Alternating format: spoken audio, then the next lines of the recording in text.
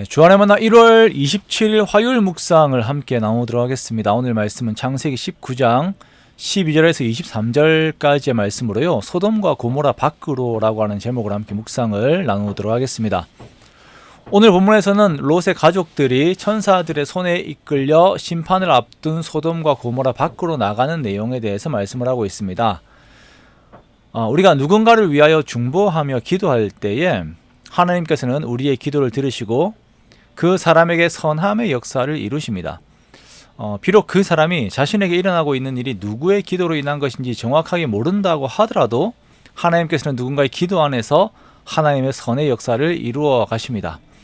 우리가 계속 보고 있는 롯과 그의 가족들의 구원 역시 아브라함의 기도로 인한 은혜의 결과임을 우리가 보고 있는 것입니다. 소돔 사람들의 눈을 어둡게 한 천사들은 롯에게 이르기를 롯에게 속한 자들을 모두 성 밖으로 이끌어내라 라고 말합니다.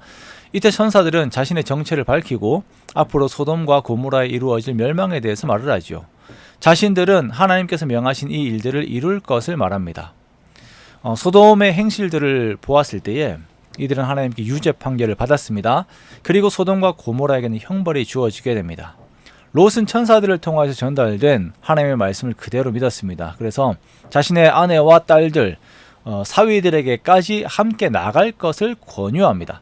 이제 멸망하는 소돔 안에서 롯에게만이 아닌 그의 권속들에게도 구원의 손길이 임하시는 것을 보면 정말 자비가 없는 소돔과는 대비가 되는 하나님의 긍휼과 자비하심을 우리가 볼 수가 있습니다.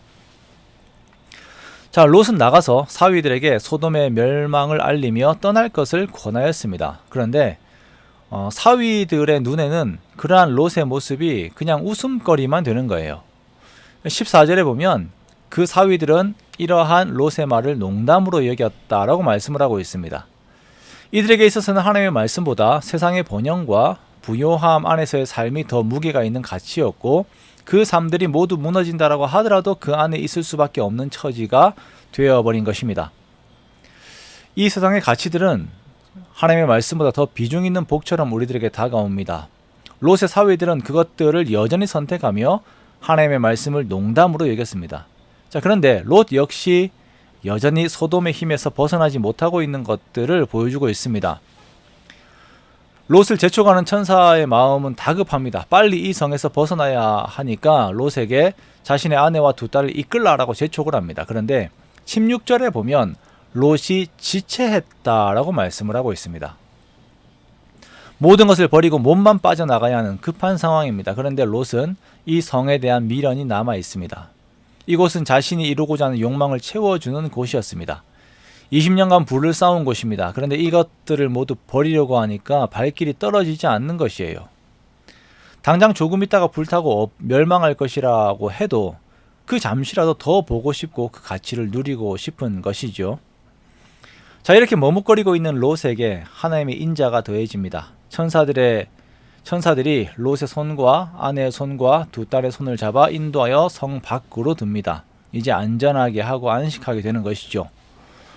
롯은요, 소돔 밖에서도 천사들과 딜을 합니다. 거래를 합니다. 자기 의견을 내세우는 거예요. 천사들은 롯에게 산으로 도망을 가라라고 합니다. 가는 길에 절대 뒤를 돌아보거나 들에 머물지 말라라고 합니다. 자기의 생명을 위해서 이렇게 하라라고 이렇게 말씀을 하는 것이에요.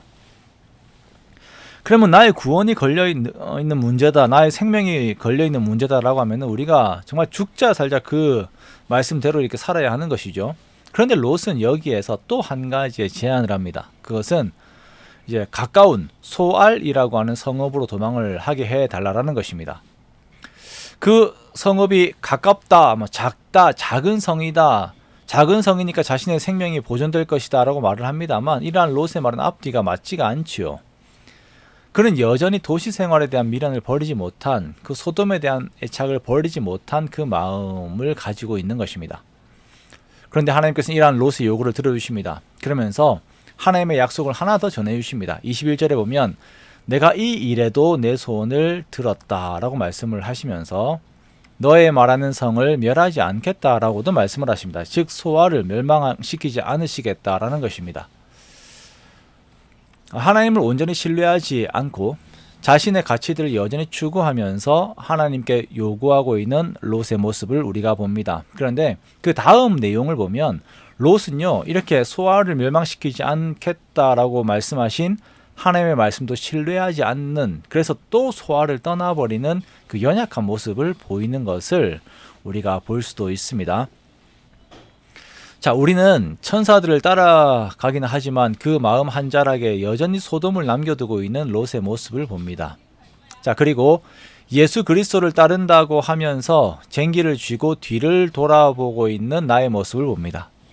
쟁기를 쥐고 앞에 고정되어 있는 목표물을 보고 걷는다면 밭이 똑바로 일구어집니다. 그러나 쟁기를 쥐고 뒤를 돌아보게 된다면 그 밭고랑은 엉망이 되지요.